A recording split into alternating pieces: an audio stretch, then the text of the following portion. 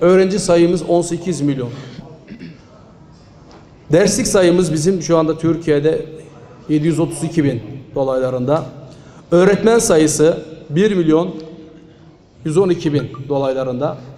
Lakin bunların 103 bin tanesi sözleşmeli öğretmen. Tabi ücretli öğretmenler burada yok. Türkiye'miz kurulduğu günden bugüne bir şeye karar henüz verememiştir. Henüz daha yerli ve milli bir müfredat oluşturulamadığından dolayı insanımız bir şekilde alacakaranlık kuşağına terk edilmiştir.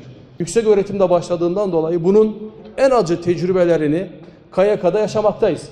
8 milyona yakın bir öğrencimiz var yüksek öğretimde. Bu insanlarımız, bu gençlerimiz gittikleri her yerde kalacak, barınacak yurtlar aramakta, evler aramakta. Evler almış başını gidiyor, biliyorsunuz kira fiyatları çok yüksek. Yurt da bulamıyorlar. Haliyle 8 milyon insanımızın yüksek öğretimden faydalanabilir bir noktada yapmış olduğu tercihleri devletimizin hizmet olarak karşılaması lazım gelirken 752 bin yataklı KYK buna bir çözüm üretemiyor.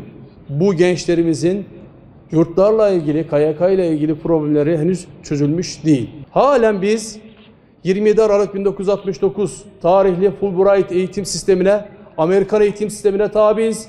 Buradan çıkan nesillerse bu topraklara dönük değerlere yabancı gibi kalıyorlar. Gençlerimizin bugün Z kuşağının özellikleri sıralandığı zaman seküler bir yaşam tarzı, bencillik, kendini öne sürme gibi kaideler bugün anketlerde karşımıza çıkmakta. Haliyle biz devlet olarak bugün nasıl bir nesil yetiştirmemiz gerektiğinin hesabını yapmalıyız. İsteyen insan gitsin aşısını olsun. Ama aşı olmak istemeyen insanlara da zoraki aşı olacaksınız diye bir dayatma yapılmasın diyoruz. İşte biz sabahtan buraya geldik. Her 48 saatte bir PCR testi veriyoruz. Büyük bir zulüm bu.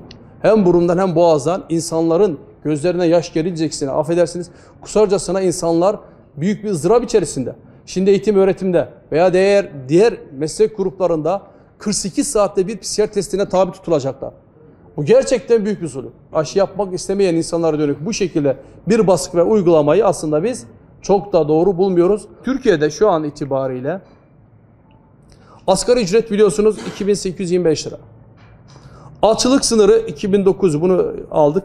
Yoksulluk sınırı 9500 lira.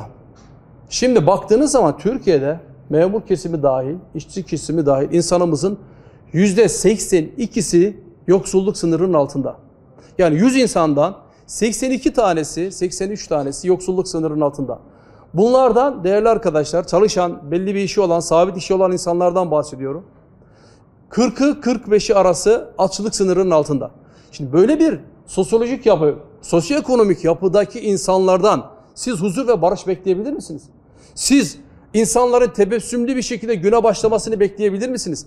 Eve ekmek götüremeyen bir babanın tebessüm etme hakkını sen ona veriyor musun ki o insan tebessüm edebilsin? Türkiye'nin zenginliklerini Türkiye'nin insanlarına vermek zorundayız. Peki biz fakir bir ülke miyiz? Hayır.